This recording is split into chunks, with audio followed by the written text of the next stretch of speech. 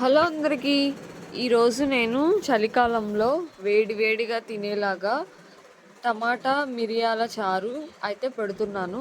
దాన్ని ఎలా చేస్తున్నానో నా స్టైల్లో చూపిస్తున్నాను. చారు దేనిలో అయితే పెడుతున్నామో ఆ గిన్నె అయితే పెట్టేసుకొని ఆయిల్, తాలింపు దినుసులు వేసేసి ఎండుమిరపకాయలు కూడా వేసేసి మంచిగా ఫ్రై అయినాక టమాటాస్ కూడా వేసి కట్ చేసుకొని వేసుకోవాలి.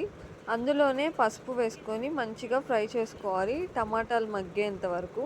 దాని తర్వాత మనం చారుకు సరిపడా ఉప్పు అయితే వేసేసుకున్నాను నేను. దాని తర్వాత ఇక్కడ మనం మిరియాలు చారు కాబట్టి మిక్సీలో ధనియాలు, మిరియాలు ఇంకా వెల్లుల్లిపాయలు ఎక్కువ వేసుకోండి, చాలా బాగుంటుంది. జలుబు ఏమైనా ఉన్నా పోతుంది అన్నమాట. సో నీళ్లు వేసేసుకొని మిక్సీ పట్టేసుకున్నాం కదా, ఆ పౌడర్ అయితే మనం యాడ్ చేసేసుకోవాలి. ఇక్కడైతే నేను ఫస్ట్ చింతపండు కొంచెం వేస్తున్నాను పులుపు కోసం. తిప్పేసుకున్న తర్వాత నేను ఆ పౌడర్ని అయితే యాడ్ చేసుకున్నాను, మీరు చూస్తున్నారు కదా.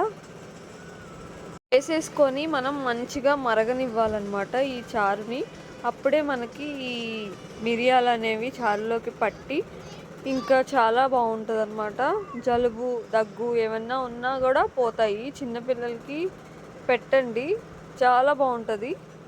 మీరు చూస్తున్నట్లయితే ఇక్కడ వేడి వేడి టమాటా మిరియాలు చారు అయితే రెడీ అయిపోయింది. ఇంకా నేను దింపేస్తున్నా. ఇక్కడ అన్నం కూడా రెడీ అయిపోయిందండి, పక్కన పెట్టేసుకున్నా. ఇప్పుడు ఇక్కడ నేను మిరియాల చికెన్ ఫ్రై అయితే కూడా చేయబోతున్నాను. ముందుగా చికెన్ని నీట్గా వాష్ చేసుకొని వేసేసుకున్న కళాయిలో.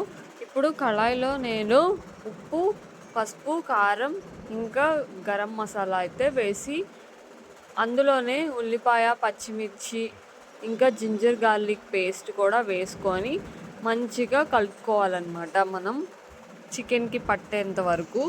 అందులోనే మనం ఆయిల్ కూడా యాడ్ చేసుకొని కలిపేసుకోవాలి. నేను ఇక్కడ నీట్గా హ్యాండ్స్ వాష్ చేసుకొని కలిపేసుకున్నాను. ఇప్పుడు దీన్ని పొయ్యి మీద అయితే పెట్టేసుకోవాలి. సో ఇక్కడ ఇందాక నేను మిరియాలు ఇంకా వెల్లుల్లిపాయలు ఈ రెండు మిక్సీ పట్టి పెట్టేసుకున్నాను. ఆ పౌడర్ని కూడా యాడ్ చేసేసుకోవాలి ఈ ఫ్రైలో. అలాగే ఇక్కడ చికెన్ మసాలా కూడా యాడ్ చేసేసుకొని మంచిగా ఫ్రై చేసుకోవాలి ఫస్ట్. దాని తర్వాత మనం చికెన్ ఉడకడానికి కొన్ని వాటర్ కూడా యాడ్ చేసుకోవాలి. అందులోనే మనం కరివేపాకు, కొత్తిమీర అయితే ఎక్కువ యాడ్ చేసుకోండి, చాలా చాలా బాగుండిద్ది. ఇంకా మొత్తం అంతా కలిపేసేసి మనం వాటర్ అంతా పోయే వరకు మనం అలా మూత పెట్టేసి మగ్గనివ్వాలన్నమాట. ఈలోపు మనకి చికెన్ కూడా ఉడికిపోతుంది.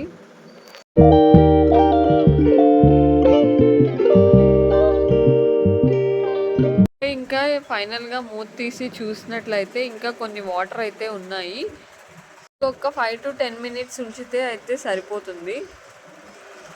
ఇక్కడ ఫైనల్గా జ్యూసీ పెప్పర్ చికెన్ ఫ్రై అయితే రెడీ అయిపోయింది విత్ చారు. ఈ 2 రెసిపీస్ మీకు నచ్చినట్లయితే లైక్ చేసి కామెంట్ చేయండి ఎలా వచ్చిందో.